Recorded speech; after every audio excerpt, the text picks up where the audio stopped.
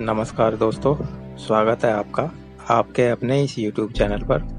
आज की वीडियो में हम देखेंगे कि श्री कृष्ण ने पूतना के अलावा और किन किन राक्षसों का वध किया था तथा किनका उद्धार किया था।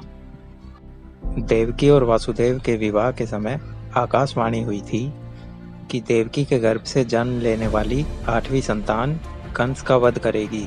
इसके बाद कंस ने देवकी और वासुदेव को मथुरा के कारागृह में बंद कर दिया था।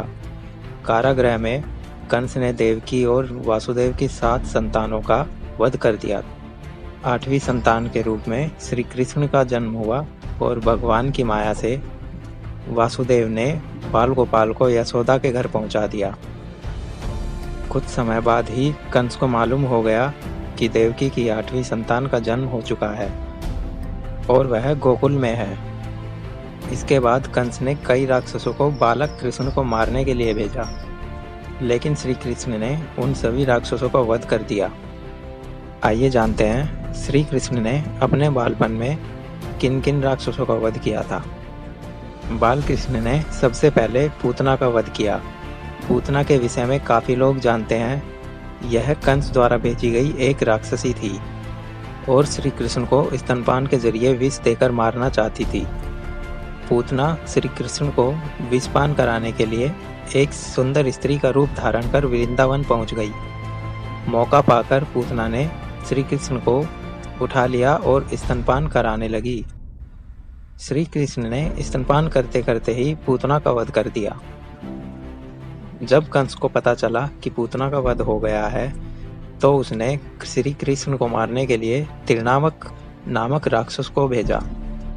तिरनावत बवंडर का रूप धारण करके बड़े बड़े पेड़ों को भी उखाड़ सकता था। तिरनावत बवंडर बनकर गया और उसने बाल कृष्ण को भी अपने साथ उड़ा लिया। इसके बाद श्री कृष्ण ने अपना भार बहुत बढ़ा लिया, जिससे तिरनावत भी नहीं संभाल पाया। जब बवंडर शांत हुआ तो बाल कृष्ण ने राक्षस का गला पकड़कर उसका वध कर दिया।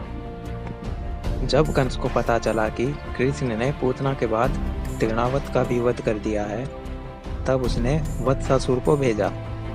वत्सासुर एक बछड़े का रूप धारण करके श्री कृष्ण की गायों के साथ मिल गया। बाल कृष्ण उस समय गायों को चरा रहे थे। बाल कृष्ण ने उस बछड़े के रूप में दैत्य को पहचान लिया और उसकी पूंछ पकड़कर घुमाया और एक वृक्ष पर पटक दिया। यहीं उस दैत्य का वध हो गया। वत्सासुर के बाद कंस ने बकासुर को भेजा। बकासुर एक बगुले का रूप धारण करके श्री कृष्ण को मारने के लिए पहुंचा था। उस समय श्री कृष्ण और सभी बालक खेल रहे थे। तब बगुले ने श्री कृष्ण को निगल लिया और कुछ ही देर बाद कान्हा ने उस बगुले को चीरकर उसका वध कर दिया। बकासुर के वध के बाद कंस ने श्री कृष्ण को मारने के लिए अघासुर को भेजा। अघासुर पूतना और बकासुर का छोटा भाई था। अघासुर बहुत ही भयंकर राक्षस था। सभी देवता भी उससे डरते थे। अघासुर ने कृष्ण को मारने के लिए विशाल अजगर का रूप धारण कर लिया। इस रूप में अघासुर अपना मुंह खोलकर रास्ते में ऐसे बन गया जैसे कोई गुफा हो। उस समय श्री कृष्ण और सभी बालक वहां खेल रहे थे। एक बड़ी गुफा देखकर सभी बालकों ने उसमें प्रवेश करने का मन बनाया। सभी ग्वाले और कृष्ण आदि उस गुफा में घुस गए। मौका पाकर अघासुर ने अपना मुंह बंद कर लिया।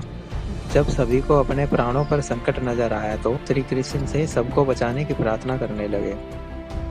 तभी कृष्ण ने अपना शरीर तेजी से बढ़ाना शुरू कर दिया। अब श्री कृष्ण ने भी विशाल रूप धारण कर लिया था। इस कारण अघासुर सांस भी नहीं ले पा रहा था। इसी प्रकार अघासुर का भी वध हो गया। एक बार माता यशोदा श्री कृष्ण की शरारतों से परेशान हो गई और उन्होंने कान्हा को उखल से बांध दिया ताकि बाल कृष्ण इधर उधर ना जा सके। जब माता यशोदा घर के दूसरे कामों में व्यस्त हो गई तब कृष्ण उखल को खींचने लगे। वहां आंगन में 2 बड़े बड़े वृक्ष भी लगे हुए थे। श्री कृष्ण ने उन दोनों वृक्षों के बीच उखल फंसा दिया और जोर लगाकर खींचने लगे। ऐसा करते ही दोनों वृक्ष जड़ सहित उखड़ गए। वृक्षों के उखड़ते ही उनमें से 2 यक्ष प्रकट हुए, जिन्हें यमलार्जुन के नाम से जाना जाता था। ये दोनों यक्ष पूर्व जन्म में कुबेर के पुत्र नलकुबर और मणिग्रीव थे। इन दोनों ने एक बार देवर्षि नारद का अपमान कर दिया था। इस कारण देवर्षि ने इन्हें वृक्ष बनने का शाप दे दिया। श्री कृष्ण ने वृक्षों को उखाड़कर इन दोनों यक्षों का उद्धार किया। तो दोस्तों, आज की वीडियो आपको कैसी लगी कमेंट करके ज़रूर बताएं, और अगर आप इस चैनल पर नए हैं तो चैनल को सब्सक्राइब ज़रूर कर लें ताकि आप हमारी आने वाली वीडियो सबसे पहले देख सकें। मिलते हैं अगली वीडियो में।